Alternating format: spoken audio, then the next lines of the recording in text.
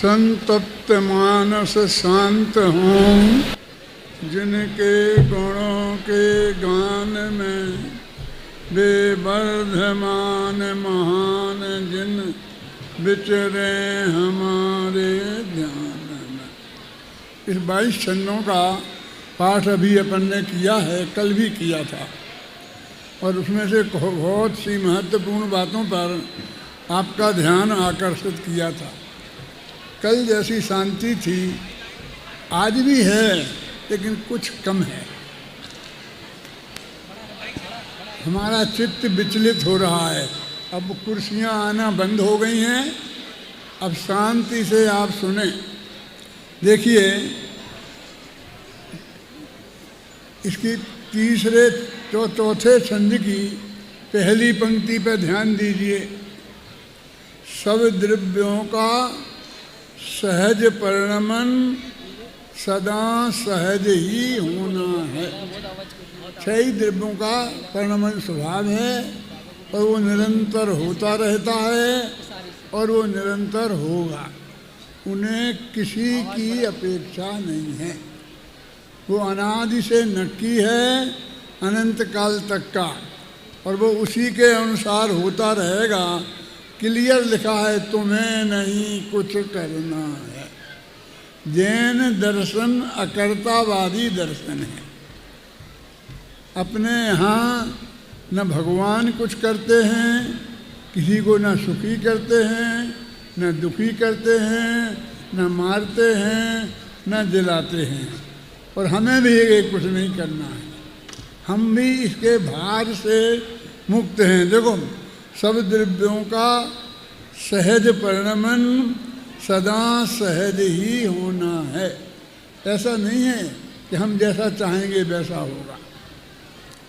उसका जो सहज परिणमन है वो हमेशा स्वयं से अपने आप होगा।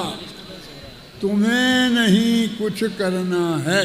पहली पंक्ति में आपको भार से मुक्त कर रहे हैं, कुछ करने के भार से मुक्त कर रहे हैं। इसका नाम समाधि है। मुझे ये करना है, मुझे ये करना है, मुझे 8 कर्मों का नाश करना है, 4 कर्मों का ये करना है, उसकी विच्युति करनी है, उसका उदय लाना है। कुछ नहीं। कर्म में तेरा कुछ चलता नहीं, तुझे उसमें कुछ करना नहीं है। देखो, तुम्हें नहीं कुछ करना है, बस सहज जानते रहना है। जो कुछ भी होना अपने में सब सहज भाव से होना है। जबरदस्ती कुछ भी नहीं करना है कि मैं ये करूं और ये नहीं करूं, और हम जो चाहते हैं वो नहीं होना है। जो होना अनादि से नक्की है वो होना है, और उसको तुझे कोई विकल्प नहीं करना है। वो सहज भाव से होगा, उसमें फेर फार करने का भी कुछ विकल्प नहीं करना। देखो, मैं बहुत सरल भाषा में बात बताता हूँ। यहाँ की ये बहनें तो बंद होंगी नहीं कि हमें एक द्रव्य दूसरे द्रव्य में तो कुछ करता ही नहीं है। कितना बोझा हमारे माथे से हट गया, क्योंकि पर द्रव्यों में हमें कुछ नहीं करना है। तो अपना आत्मा एक द्रव्य है, वो तो है एक, और बाकी सारी दुनिया में अनंत द्रव्य हैं, और उसको हमें कुछ नहीं करना है। एक साथ कितना बोझा हमारे माथे से उतरा है। ये वस्तु का स्वरूप है। ये भगवान की दिव्य धुनी में आई हुई बात है। गुरुदेव की भाषा में कहूँ तो 100 इंद्रों की उपस्थिति में तीर्थंकर परमात्मा ने समो शरण में ये उत्कृष्ट बात कही है। देखो, कितना एक झटके में सारी दुनिया को 2 भागों में बांटो। एक भाग में अपना आत्मा और एक भाग में सारी दुनिया। अब हमें सारी दुनिया का करने का बोझा अपने माथे पे हमने है ना। वो एक झटके में कहते पर में तेरा कुछ नहीं चलता, पर में तुझे कुछ नहीं करना। कितना बोझा एक वाक्य में उतारा है। फिर वो कहता है हमें अपना तो करना है ना, हम अपने तो करता हैं कि नहीं है। तो शास्त्र में एक वाक्य आता है, आचार्य अमृतचंद्र का वाक्य है, यह परिणमति सकर्ता। जो द्रव्य परिणमित होता है वो वही द्रव्य उसी द्रव्य की क्रिया का कर्ता होता है। तो इसमें तो लिखा ना कि हम अपने कर्ता हैं प्रकाश जी। वो कहते हाँ ये बात तो सही है, एक अपने आत्मा का तो हम कर सकते हैं ना। तो कहते हाँ कर सकते हो, लेकिन जो अनादि से नक्की है उसमें कुछ फेर फार नहीं कर सकते। भैया ये बंद करो पीछे से बात। विवेक जी एक बार जो पीछे कुर्सी रख रहे हैं इनको थोड़ा बोल दो आप। समझे ना क्या कहते हैं कि करते तो तुम ही हो लेकिन कुछ फेर फार नहीं कर सकते। हमने जैसा कह दिया, जैसा वस्तु का स्वरूप है और वैसा ही परिणमन होगा और वो भी सहज होगा। उसके करने का विकल्प भी तुम्हें नहीं करना है। यद्यपि तुम उसके करता हो लेकिन करने का बोझा तुम्हारे माथे पर नहीं है। यदि नहीं हुआ तो आपने तो कह दिया, लेकिन वो काम नहीं हुआ तो कि घबराओ मत, 47 शक्तियाँ हैं भगवान आत्मा में, सब द्रव्यों में। तो उसमें एक ऐसी शक्ति है कि जिसके कारण प्रत्येक द्रव्य प्रति समय परिणमित होगा ही। तुम्हें कुछ नहीं करना है, सहज परिणमन उसका स्वभाव है। ख्याल में है ना। ये पढ़ो भाई। अब तीसरा चौथा छंद सब निकाल लीजिएगा, ध्यान से सुनना। अभी शांति थोड़ी हुई है, बोलो पढ़ो। सब द्रव्यों का सहज परिणमन सदा सहज ही होना है। तुम्हें नहीं कुछ करना है, बस सहज जानते रहना है। जो कुछ भी होना अपने में वह सहज भाव से होना है। उसमें भी तो फेर फार का कुछ विकल्प ना करना है। फेर फार तो करना ही नहीं है, लेकिन फेर फार करने का विकल्प भी नहीं करना है। अपने माथे पर फेर फार का भार अनुभव नहीं करना है। यदि नहीं हुआ तो ये तो तू कहाँ से लाया? वस्तु के स्वरूप में ऐसा तो है ही नहीं। देखो ये जो फेर फार करने की हमारी बुद्धि है, यही अनंत दुख है। पढ़ो पढ़ो। हाँ। 5वां नंबर छंद। हाँ। फेर फार की बुद्धि ही तो आकुलता की जननी है। अतः हमें कुछ करने की भी व्याकुलता ना करनी है। आकुलता ही परम दुख यदि हमें निराकुल रहना है। करने धरने का भाव तजो श्री जिनवर का यह कहना है। ये मेरी बात नहीं है, ये जिनेंद्र भगवान ने 100 इंद्रों की उपस्थिति में समूह शरण में डंके की चोट ये बात कही है। हम तो वही बात आपके सामने रख रहे हैं। इतने लोग यहाँ आए हैं, वो ये तत्व ज्ञान सुनने के लिए आए हैं कि जैन धर्म क्या कहता है। हमारे जिनेंद्र भगवान ने क्या कहा है कि ये दुनिया में पर द्रव्यों का तो तुझे कुछ करना है ही नहीं, वो तो उनके माथे है, उनमें होगा परिणमन, लेकिन तुझे अपने में भी कुछ नहीं करना है। तो अपने परिणमन के कर्ता तो हम हैं, कि करता तो तुम ही हो। हमारे पास जो करोड़ों की संपत्ति है ना, तो उसके मालिक तो हम हैं कि हाँ मालिक तो तुम ही हो, लेकिन एक पैसा कमाना तुम्हारे हाथ में नहीं है। पुण्य का उदय हो पुराना तो चक्रवर्ती तो आ जाता है कि नहीं आ जाता है? और तेरा एक पैसा खर्च करना तेरी मर्जी के हिसाब से तेरे हाथ में नहीं है। ये जैन धर्म है कि हाँ ये जैन धर्म है। तुम अभी तक जहाँ भी गए होगे ऐसी बात नहीं सुनी होगी। वहाँ तो ये मैंने किया मैंने किया मैंने किया।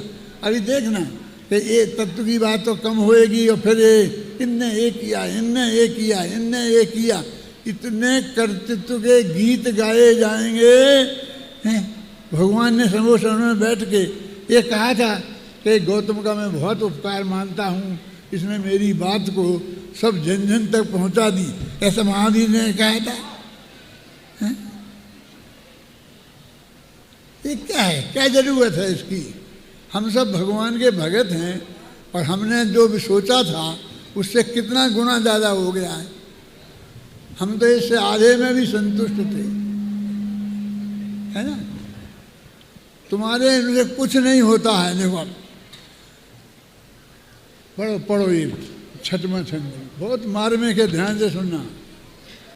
इस परम सत्य की सहज स्वीकृति सचमुच सहज समाधि है, जिसमें आधि व्याधि नहीं है और न कोई उपाधि है।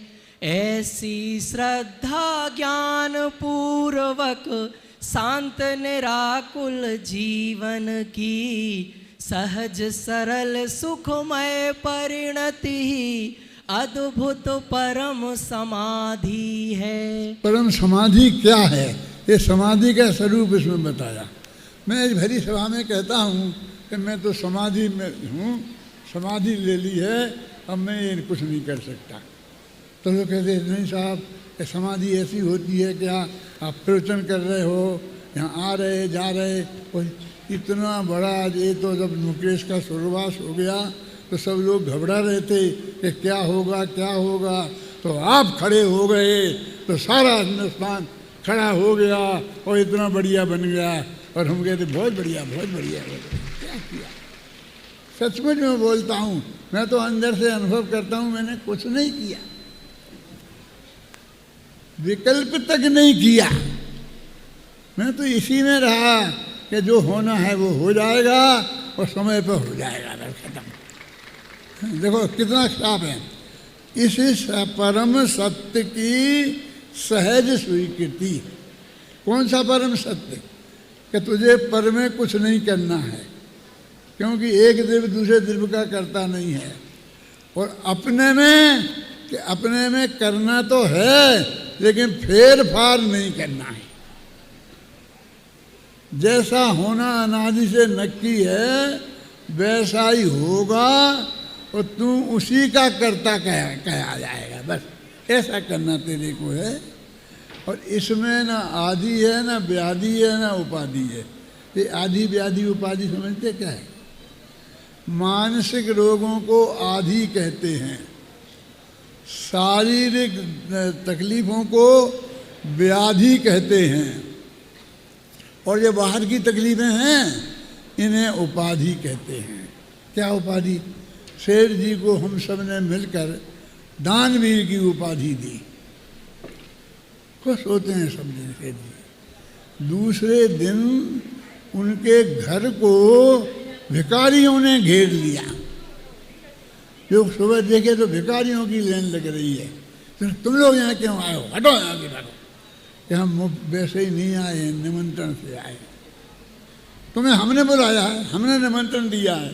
कि हाँ, हमें तो पता ही नहीं था कि हमारे मोहल्ले में भी कोई दानवीर रहता है। हमें तो कल पता चला जब भरी सभा में आपको दानवीर की उपाधि दी गई और आपने ली उपाधि। उपाधि माने समझ गया ना? और अब इसलिए हम आए हैं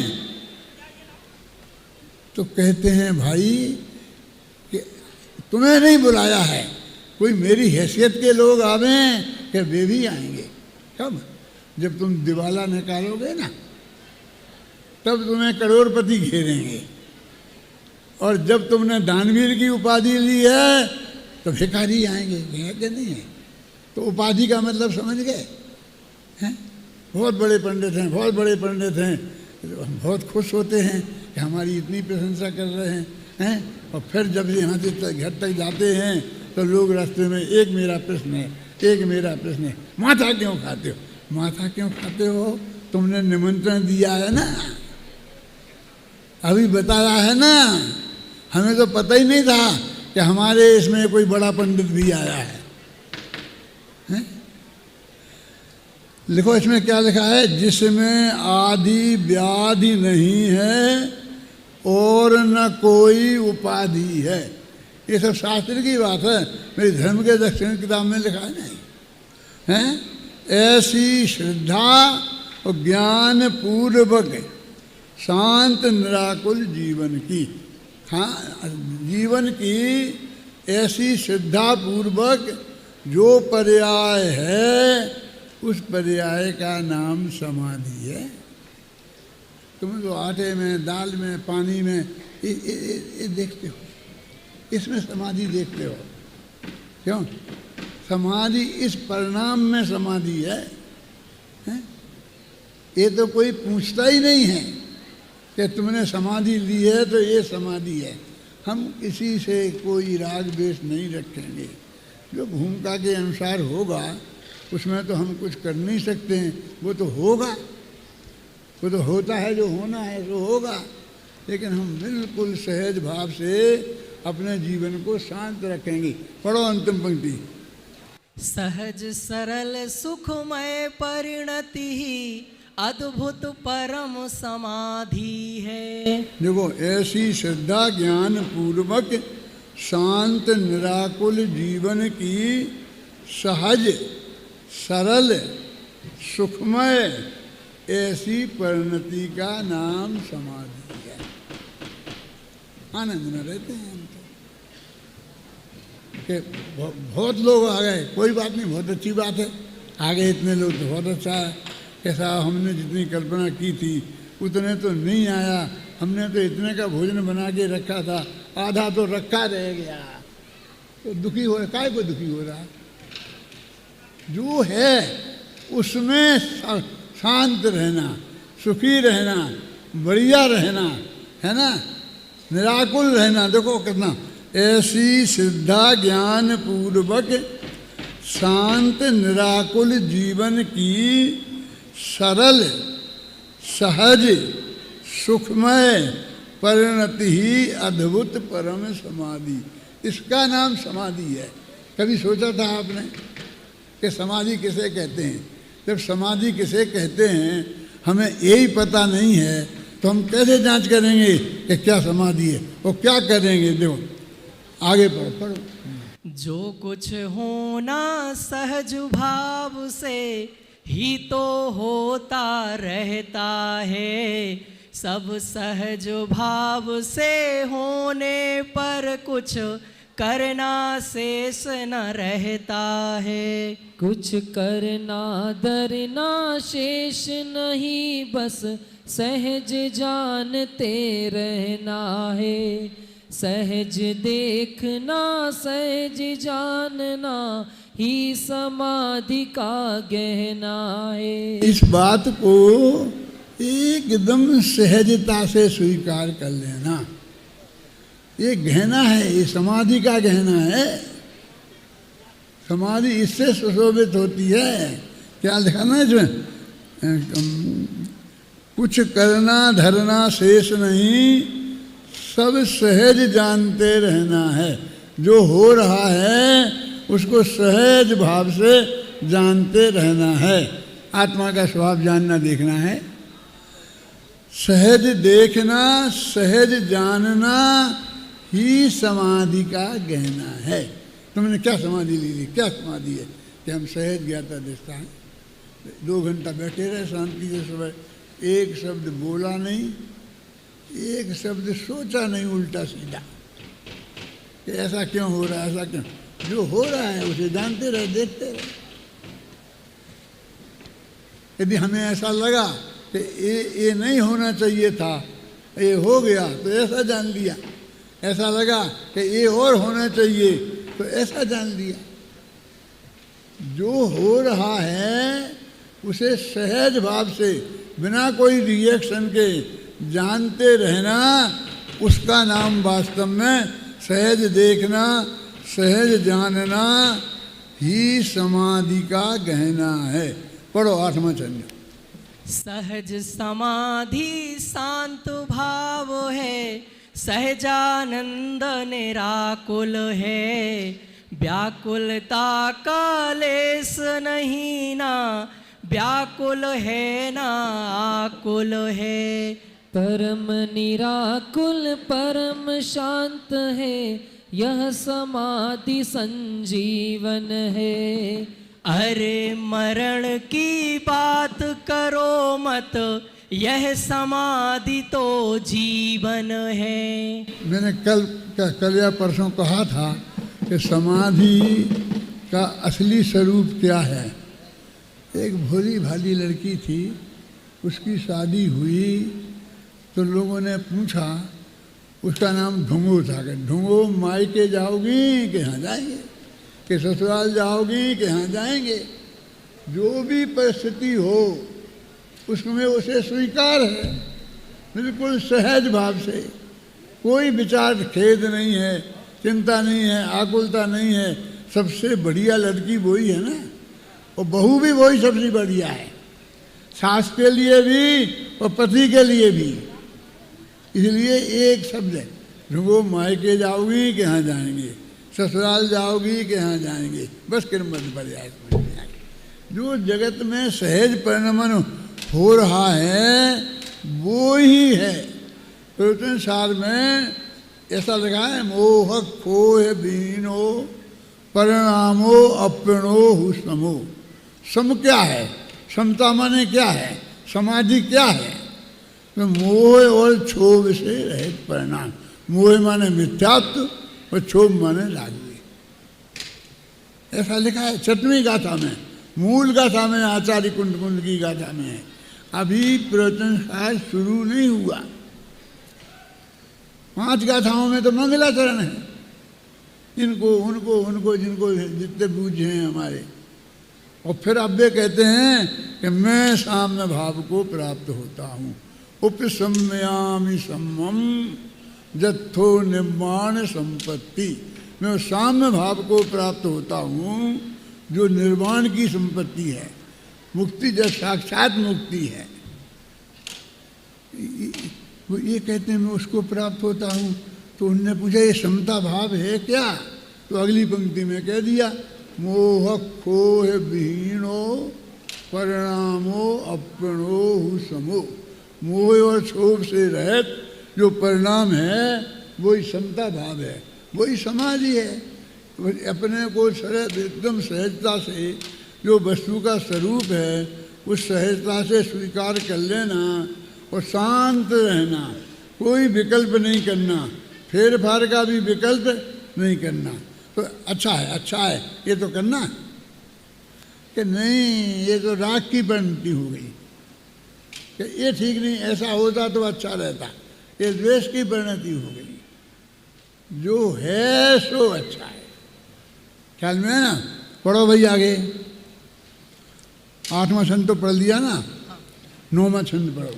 यह समाधि तो जीवन है, जीवन की गौरव गरिमा है। साम्य भाव की जननी यह, इसकी तो अद्भुत महिमा है। अरे समाधि मरण नहीं है, रे समाधि तो जीवन है। सहज समाधि मोह क्षोभ से रहित तो परिणमन ही तो है। मोह क्षोभ से परिणमन ही सहज समाधि है। जो कुछ हो रहा है ये तो सब नक्की है ना, कि जिसका जन्म हुआ है उसे एक दिन मरना है। नक्की है ना। अब उसके हिसाब से वो होगा तो मरण तो वो एक समय का होगा ना, क्योंकि एक समय में तो दूसरी जगह पर्याय में ध्यान कर लेगा, 1 2 3 समय में ध्यान कर लेता है अगली पर्याय को दे दी। तो लोग कहते हैं हमें मरण सुधार देना मेरा, कि मरण सुधारना है। एक सच्ची घटना बताता हूँ इसी इंदौर की। जब मैं इंदौर में रहता था, कब 56 बरस पहले, वो मोदी का 56 इंच का सीना नहीं है, मुझे जयपुर में आते हुए 56 बरस हो गए। उसके पहले मैं इंदौर में रहता था और रामा साई के मंदिर में रोजाना प्रवचन करता था। बहुत लोग आते थे, बहुत नहीं आते थे। एक कोई मरने की अवस्था में कोई बहन पहुंची तो रात के 2 बजे वो घर वाले मेरे पास बुलाने आए कि पंडित जी चलो चलो, कि अम्मा जी की तबीयत बहुत खराब है। मैंने कहा अम्मा जी की तबीयत खराब है तो मुखर्जी को बुलाओ। उस वक्त डॉक्टर मुखर्जी बहुत प्रसिद्ध थे, 55 वर्ष पुरानी बात है। मैंने मुखर्जी को बुलाओ कि वे तो आके गए हैं और कह गए अब तो राम का नाम लो, अब तो नमोकार मंत्र सुनाओ, इसलिए हम आपके पास आए हैं। मैंने कहा बचाने के लिए मुखर्जी और मारने के लिए पंडित हुकुमचंद, ये तुम्हें किसने कहा? सच्ची घटना है इस इंदौर की। बोले नहीं साहब चलो नवोकार मंत्र ही सुना देना। कि नवोकार मंत्र तो बेटा तुम्हें भी आता है, तुम्हें ही सुना दो ना। नहीं आपके मुंह से। हमारे मुंह में कोई ऐसा अमृत नहीं है कि हमारे मुंह में नमोकार मंत्र अमृत हो जाएगा और तुम्हारे मुंह में नहीं होगा। जब उनने बहुत कहा और मैंने कहा भाई अब मैं नहीं जाऊंगा, तो वो बोले कि हम जानते हैं। तेरा समझना बहुत मर्म की बात है। इंदौर में कह रहा हूँ, इंदौर वालों के सामने। बोले कोई मुमुक्षु के घर हुआ होता ना ये, तो तुम दौड़े दौड़े चले जाते। हम मुमुक्षु नहीं है ना, तुम्हारा प्रवचन सुनने नहीं आते हैं ना, इसलिए तुम हमारे यहाँ नहीं जा रहे। ऐसा बोला रात के 2 बजे। मैंने कहा तुम बिल्कुल सही कहते हो, हम इसीलिए नहीं जा रहे हैं। कोई मुमुक्षु का घर होता और वो आता बुलाने तो हम जरूर जाते। तो तुमने कभी हमारा प्रवचन सुना नहीं है। और अब कब, जब अम्मा जी सुनना बंद कर दिया तब हमें आए हो बुलाने। जो अच्छी तरह सुनते हैं हमको, उनको भी मुश्किल से समझा पाते हैं। हमारे पास तो ऐसा माल है। अब तुम्हारी उन अम्मा जी को हम क्या समझाएंगे कि जो जिनको सुनते ही नहीं है? बोलो, सुनते ही नहीं हैं। मैंने कहा देखो, जो हमारा प्रवचन सुनने आता है हम जाएंगे और वो सुनना बंद हो गया होगा। अब हम सामने खड़े हो गए तो उसको हम कहेंगे, ऐसी उंगली बताएंगे तो वो समझ जाएगा कि पंडित जी कह रहे कि दुनिया की छोड़ो, एक आत्मा का ध्यान करो। क्योंकि उसने सैकड़ों वर्ष तक हमारी वाणी सुनी है तो हमारे इशारे को समझता है? और तुम्हारा क्या होगा? वो कालिदास का हुआ था ना, तो वो लड़की ने दिखाया था, रानी लड़की ने ऐसी उंगली, तो वो सोच रहा था कि ये कह रही कि तेरी एक आँख फोड़ दूंगी। बोला कि मैं तेरी दोनों ही फोड़ दूंगी। ऐसा नहीं है, ये वस्तु का स्वरूप है। आप ये मेरी बातें यहाँ सुन रहे हैं कि वो एक पंडित आया है कि कौन, के नाम तो हमें पता नहीं है, जो वो आत्मा आत्मा करता है और ये कहता है सहज काम सब होता है, तेरे को कुछ नहीं करना है, ऐसा कहता है वो पंडित आया है। हमारा बहुत बड़ा सौभाग्य की बात है, हमारे लिए ये अभिनंदन पत्र है कि कि हमारी इमेज ये है। मैं जयपुर गया था ना यहाँ से, तो वहाँ कॉलेज में था, प्रिंसिपल साहब की तबीयत खराब थी और वे रिटायर होने वाले थे। तो लोगों ने हमसे कहा, तो हमने कहा हमें तो गोदका जी लाए हैं, तो उनको जो हमने वचन दिया है हमें तो वो काम करना है। फिर मैं बम्बई गया था, तो उसके 10 दिन बाद हमारे उस कॉलेज के कमेटी के मेंबर वहाँ गए चंदा करने। तो हमारे प्रिंसिपल कौन है कि प्रिंसिपल वो तो रिटायर्ड हो गए हैं, बीमार थे, तो हमें मिल नहीं रहा कोई अच्छा विद्वान हो तो आप बताओ। तो साहू शांत प्रसाद जी ने नाम लेके बता रहा हूँ, ये कहा कि तुम्हारे यहाँ पंडित हुकुमचंद है ना, ये बहुत अच्छे विद्वान हैं, हमारे यहाँ आए थे अभी पर्यूषण में, हमने उन्हें सुना है, उनको ही क्यों नहीं रख लेते हो। ये सच्ची घटना है। तो उनने कहा कि हैं तो वे बहुत अच्छे विद्वान, लेकिन उन्हें तो एक आत्मा ही आत्मा दिखता है और कुछ नहीं दिखता, इसलिए हमने नहीं रखा। सच्ची घटना। जब हम गए द्वारा, तो साहू जी ने हमसे कहा कि हम भी आए थे तुम्हारे सब लोग, और हमने उनसे कहा तुम्हारा नाम रखने के लिए, तो उनने कहा कि तुम्हें अकेला आत्मा ही आत्मा दिखता है। मैंने कहा हमारे के लिए इससे बड़ा अभिनंदन पत्र और कोई दूसरा नहीं। अरे हमें वहाँ गए अभी 3 महीना हुए हैं और उनको ये दिखने लग गया कि हमें आत्मा के अलावा और कुछ नहीं दिखता, इससे बड़ा सर्टिफिकेट और क्या होगा। ये आत्मा वाला पंडित है, ये आत्मा आत्मा की बात करता है, ये समाधि की बात करता है। ख्याल में है ना? समाधि क्या है? देखो अपन पढ़ रहे थे ना, कौन सा 9 नंबर दादा, इसकी अंतिम पंक्ति, सहज समाधि मोह क्षोभ से रहित परिणमन ही है। सहज समाधि क्या है? मोह राग द्वेष से रहित परिणमन। और अगले में भी यही है, पढ़ो। मोह क्षोभ से रहित भाव ही समता है, संजीवन है। एकमात्र बस वीतरागता ही समाधि का जीवन है। वीतरागता परम धर्म है, अरे अनंत सुखदाई है। वीतरागता परम समाधि अति आनंद प्रदायी है। एक वीतरागता ही वास्तव में समाधि है, किसी से राग नहीं, किसी से दोष नहीं है। कोई जरा सा अनुकूल प्रतिकूल परिणमन यदि हम ये गंभीरता से क्यों,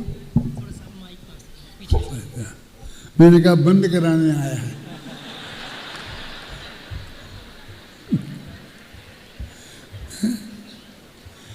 अरे सुनने वाले तो सुन रहे शांति से, किसी को कोई शिकायत नहीं है, सब आनंद आनंद आनंद आनंद।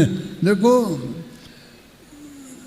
कहाँ क्या है असली चीज, अभी 12वां छंद पर, कर्तापन का बोझा ना हो, चाह न भोक्तापन की हो। साम भाव हो, सहज भाव हो, समता भाव सहज ही हो। अरे देह का परिवर्तन हो, सहज भाव से एक पल में। उसे समाधि मरण कहते हैं, जीवन के अंतिम क्षण में। ये लक्षण है, ये परिभाषा है।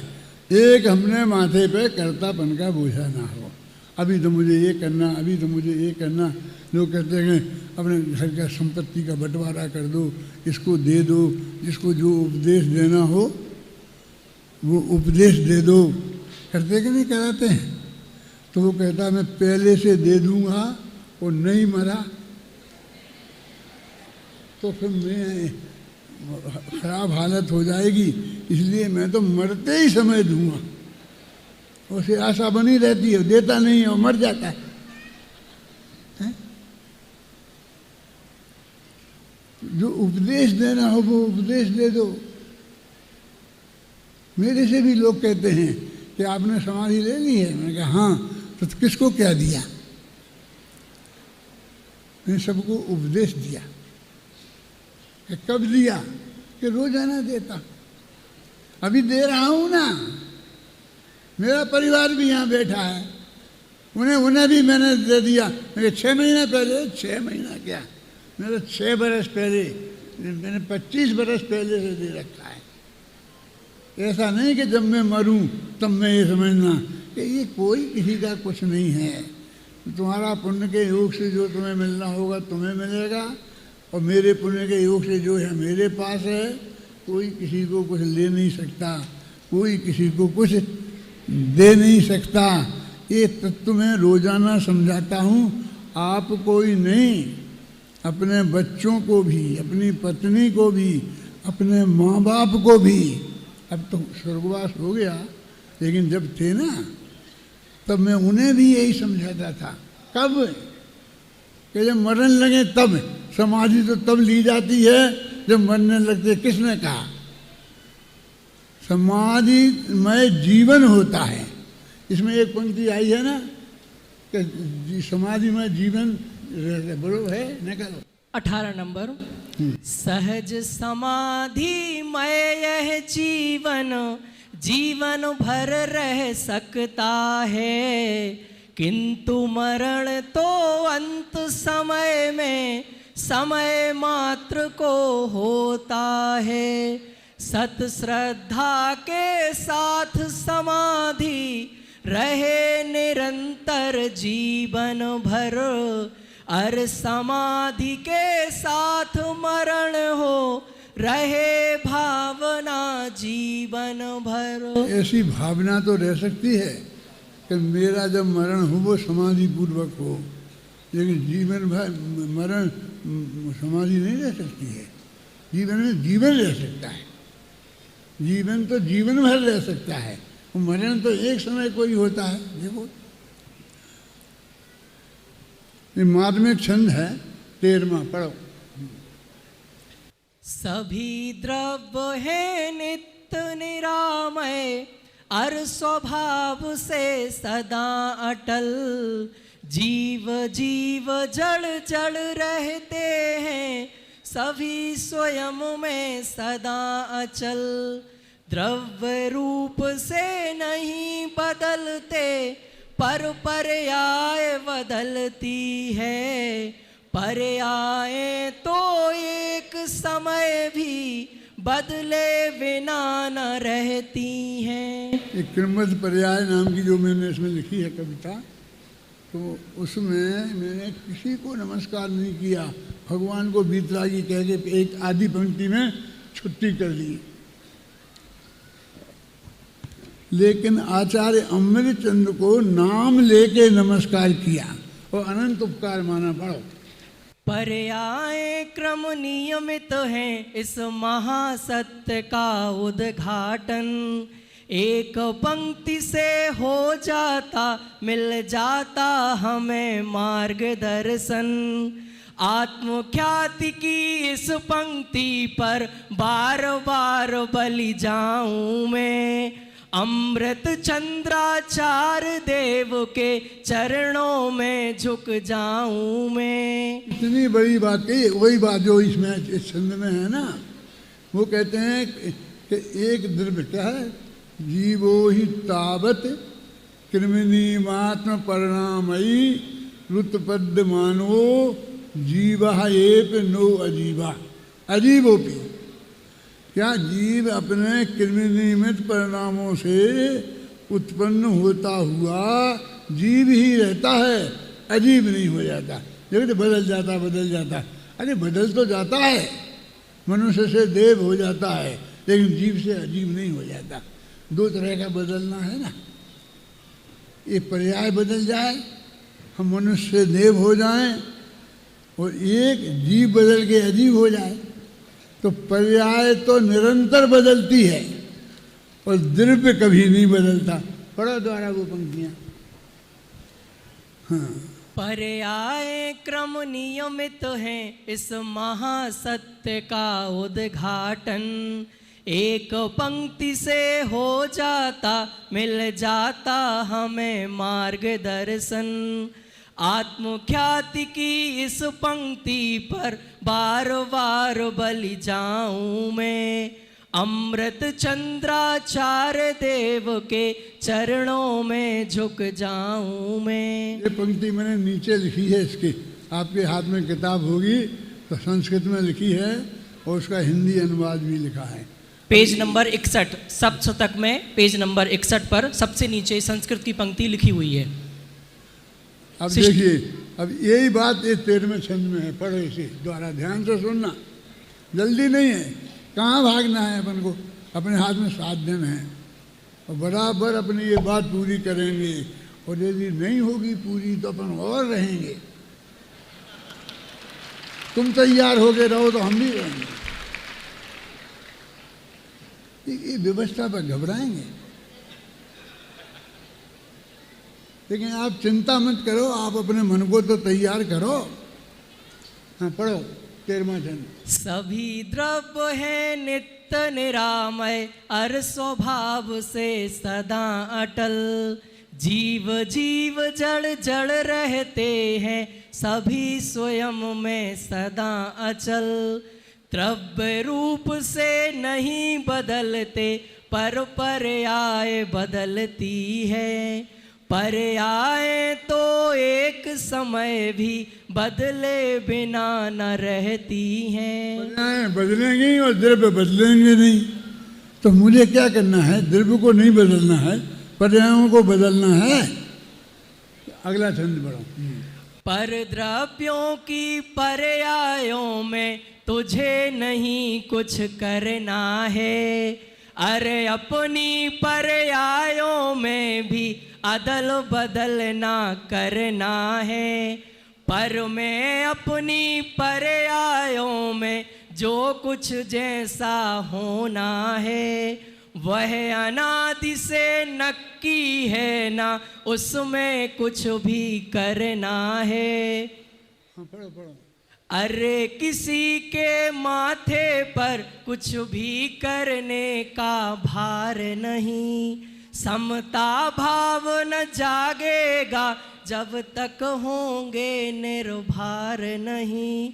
समता भाव बिना समाधि भी कभी नहीं हो सकती है, और अकर्ता भाव बिना निर्भर नहीं हो सकते हैं। कितनी साफ बात है, देखो कि किसी के माथे पर कोई भार नहीं है। आपने समाधि कैसी ली कि कोई नहीं, जो हो रहा है बहुत बढ़िया हो रहा है, अपने माथे पर कोई भार नहीं है।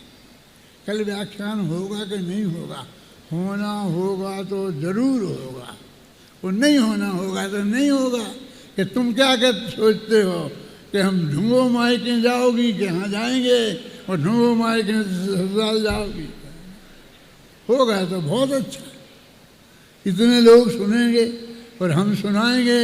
और नहीं होगा तो हमारा गला खराब वैसे ही चल रहा है। दिन भर चुप रहते हैं, मौन रखते हैं, और ये गोली और वो गोली चूसा चूसी करते हैं, तब तुम्हें शाम को 1 घंटा प्रवचन दे पाते हैं। आप तुम्हें तो लाभ मिलता है, और हम तो यहाँ से जाएंगे 27 तारीख को, तो अपना गला खराब करके जाएंगे। हमें क्या मिलना है कि तुम्हें, अरे हमने तो ये लिखा है, हमने ये लिखा है, और रोजाना 3 दफे पढ़ते हैं, रोजाना। अकेला एक नहीं, एक इसमें ऐसा किया है ना कि आप हमारे फ़ोन में लगा दो तो एक ख़त्म हुए तो दूसरी अपने आप शुरू हो जाती है, फिर तीसरी, चौथी, 5वीं। बदला बदली करने के लिए हम कुछ करना नहीं पड़ता, चालू रहता है, और हम जानते भी नहीं बदलना। बदलवाना हो तो हमें इनको बुलाना पड़ता है।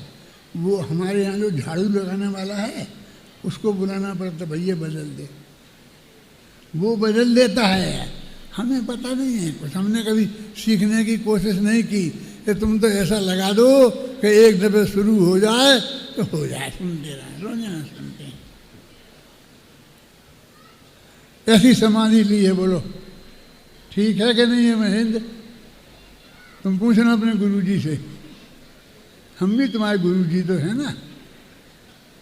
है? है? ऐसा है, तुम्हारे लिए नहीं लिखी मैंने, ये हमने अपने लिए लिखी हैं। जैसे नियम साय आचार्य कुंद कुंद ने अपने लिए लिखा था ना, निय भावना निमित्तम, अपनी भावना की निमित्त। ऐसे हमने भी लिखा है कि हम अपने लिए लिख रहे हैं। हमें समाज मरण हमको वो उतना अच्छा नहीं लगता कि तो तेरे को कौन देखे मृत्यु महोत्सव। मेरे तो सिर में दर्द है, इस सिर में दर्द तो हमें दिखाई देता है, और जो अंदर में अनंत आनंद है वो दिखाई नहीं देता। कैसी स्थिति हमको हो गई है। पढ़ो ये पंक्तियाँ। अरे किसी के माथे पर कुछ भी करने का भार नहीं, समता भाव न जागेगा जब तक होंगे निर्भार नहीं। समता भाव बिना समाधि भी कभी नहीं हो सकती है, और अकर्ता भाव बिना निर्भर नहीं हो सकते हैं। निर्भर नहीं होंगे तो मोक्ष नहीं जाएंगे। ये समझ लो, मैं तो जब इंदौर से जयपुर गया था ना, तो अभी 6 महीना भी नहीं हुए थे, बरसात आ गई। बरसात आई तो पत्नी ने ऊपर रजाई वगैरह सूखने डाली थी, और बरसात आई तो उसे उठा लेना चाहिए। तीर में तो नहीं उठाई, मैं आराम से देखता रहा, ज़्यादा दृष्टा भाव से। तो सब लोग आए गए, तुमने रजाई नहीं उठाई, रजाई नहीं उठाई। वो भीग गई। अरे मैंने कहा बेटा, आज उठा लेते तो जिंदगी भर उठानी पड़े, और आज यही उठाई तो अब कभी नहीं उठानी पड़ेगी, क्योंकि वो पत्नी समझती है इनके भरोसे कुछ नहीं होने।